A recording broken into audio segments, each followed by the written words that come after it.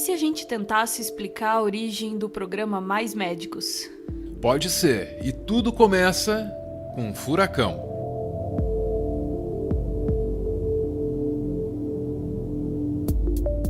Em agosto de 2005, uma tempestade tropical se formava no Oceano Atlântico. Era a gestação daquilo que ficaria conhecido como Furacão Katrina. Cuba entrou em alerta e chegou a evacuar uma localidade conhecida como Pinar del Rio, com mais de 100 mil habitantes. No fim, o furacão passou ao norte da ilha e os estragos provocados por ele foram mínimos. Mínimos se comparados ao que Katrina provocaria nos Estados Unidos. Porque em Cuba, as estruturas de fornecimento de energia e comunicações foram danificadas. E foi isso só. Mas nos Estados Unidos, o Katrina deixou mais de 1.800 mortos. Os danos provocados pelo furacão se estenderam por todo o sudeste do país. Uma destruição que começava na Flórida e só terminava no leste do Texas. A cidade mais atingida foi New Orleans, em Louisiana. O prejuízo gerado pelo Katrina foi calculado em 81 bilhões de dólares. 81 bilhões. Eu não sei pra você, mas pra mim, quando as cifras ficam muito altas assim, é difícil de entender o que o dinheiro significa. Eu nunca tive 81 bilhões. Também é difícil pra mim entender o que são 81 bilhões de dólares. Então, o melhor que a gente pode fazer para entender o valor desse dinheiro é comparar. 81 bilhões de dólares é mais que o PIB de muitos países do mundo. 81 bilhões é mais dinheiro do que toda a riqueza gerada pelo nosso vizinho Uruguai ao longo de um ano, por exemplo. E 81 bilhões também é mais do que o PIB de Cuba.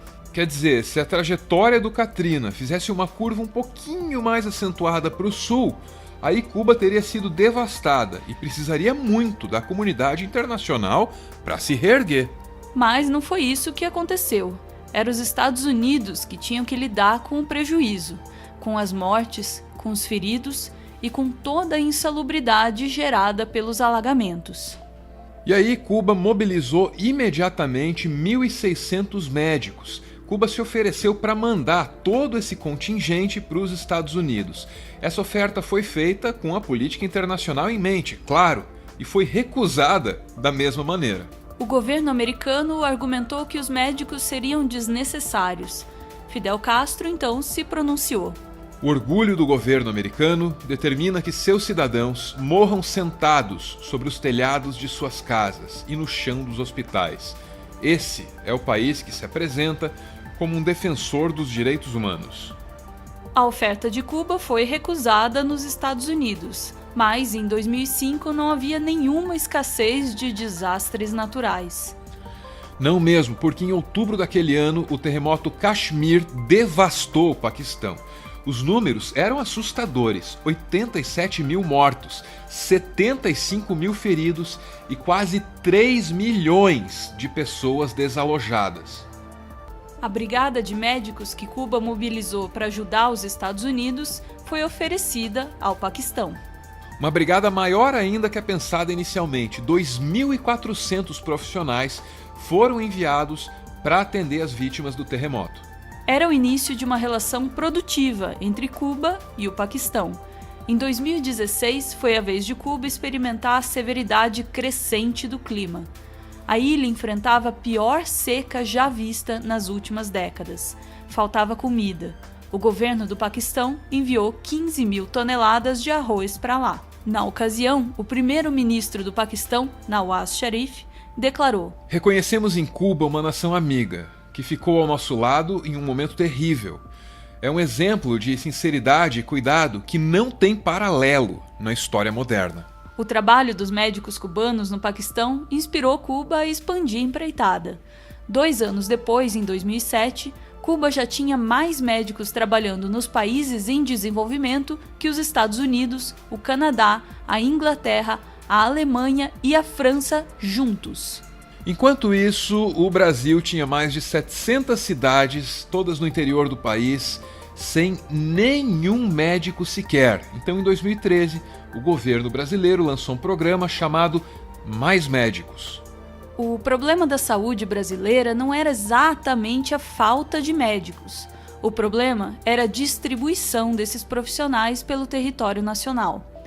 Em julho de 2013, quando o Mais Médicos foi lançado, o Brasil tinha 2 médicos para cada 1.000 habitantes, uma proporção parecida, por exemplo, com a do Japão. O problema do Brasil é que os profissionais estão concentrados nos grandes centros urbanos e no interior havia pouco ou nenhum acesso à saúde. Já num primeiro momento, no lançamento dos Mais Médicos, as entidades corporativas que representam os médicos brasileiros, essas entidades reclamaram da ajuda internacional. O que falta para esse país são ações estruturantes de fixação do médico no interior e investimento em saúde pública. O governo perdeu uma grande oportunidade de anunciar os 10% da receita bruta, aquilo que o povo está querendo, e também uma carreira de Estado para os profissionais de saúde. O Ministério da Saúde então ofereceu aos médicos brasileiros alguma prioridade para atuar no interior. Médicos estrangeiros só seriam enviados para cidades em que os brasileiros não pudessem ou não quisessem atuar. Se necessário para preencher vagas não preenchidas por médicos brasileiros, nós vamos buscar preenchê-las, sem nenhum preconceito em relação a qualquer país. O único critério de exclusão de países são aqueles países que têm menos médicos por 1.000 habitantes do que o Brasil. Os profissionais brasileiros receberam prioridade para atuar no interior. Mesmo assim, os estrangeiros continuaram sendo necessários para dar cobertura médica nas regiões mais remotas do país. E como a coisa aconteceu desse jeito, aí a reclamação das entidades corporativas mudou. O foco dos opositores do Mais Médicos foi transferido para a qualificação dos profissionais estrangeiros. E essa reclamação encontrou representação política na figura de Jair Bolsonaro. Note que ele faz um sinal de aspas com a mão ali, quando ele pronuncia a palavra médicos. Em 2019, ao lado de vocês, dá uma canetada, mandando 14.000 médicos lá para Cuba, quem sabe ocupando Guantánamo, que está sendo desativado, para atender os petistas que vão para lá, tá ok? Talvez Jair Bolsonaro estivesse blefando quando disse isso. Pois é, hoje 63 milhões de brasileiros dependem do Mais Médicos. Ninguém quer acreditar que o presidente deixaria toda essa gente sem acesso à saúde só por birra ideológica. De qualquer forma, o governo cubano levou as ameaças dele a sério e se retirou da parceria com o Brasil. Bolsonaro imediatamente criou uma nova narrativa. Agora, contestar a qualificação dos profissionais deixa de estar no centro do discurso dele. A preocupação é com os direitos trabalhistas dos cubanos. Eu não jamais faria um acordo com Cuba nesses termos. Isso é trabalho escravo, não é nem análise de escravidão, trabalho escravo. Não poderia compactar com isso aí. Essa é a preocupação do Bolsonaro, o homem que diz que o brasileiro mesmo tem que abrir mão dos direitos para ter mais emprego. O trabalhador vai ter que decidir um dia: menos direitos e emprego ou todos os direitos e desemprego. Os médicos cubanos atuam em 67 países. Considerando a vastidão do contingente, as reclamações a respeito das condições do trabalho são mínimas. A história de que esses médicos não podem receber seus familiares no Brasil é igualmente mentirosa. Eu escolhi participar num programa porque, primeiramente, a gente lá em Cuba nos ensina muito a solidariedade. Estamos acostumados a trabalhar fora do país por o desejo próprio da gente de ajudar. Então, o programa Mais Médico foi uma oportunidade da gente conhecer outra cultura, conhecer outro tipo de medicina, outros protocolos médicos, outra forma de pensar, conhecer nova e, sobretudo, ajudar mútuo. Não se sabe como o novo governo vai garantir o atendimento médico de 63 milhões de brasileiros que dependiam do programa. Até aqui, as estratégias de comunicação, estratégias embasadas em uma enxurrada de boatos, capazes de saturar a realidade. Essas estratégias são tudo que o novo governo tem para mostrar. Essas estratégias são doentias e combinam com um país condenado a ficar doente.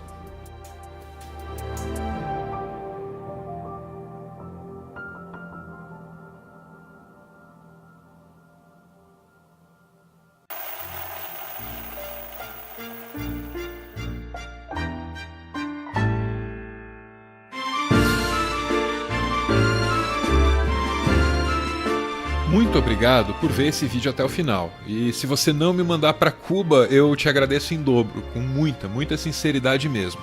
Note que argumentar a favor do Mais Médicos não tem nada a ver com argumentar a favor do regime político de Cuba. O Brasil precisa de médicos no interior, não dá para ficar poluindo essa questão com ideologia, porque esse é um problema prático, e é porque a gente fica cobrindo as questões práticas de obsessões ideológicas que muita gente agora corre o risco de morrer. Nada de bom sai dessa obsessão ideológica aí. E de novo, por favor, não me manda para Cuba, primeiro porque eu não vou, segundo porque eu não tenho nada para fazer lá. O Meteoro é mantido graças a uma campanha de financiamento coletivo.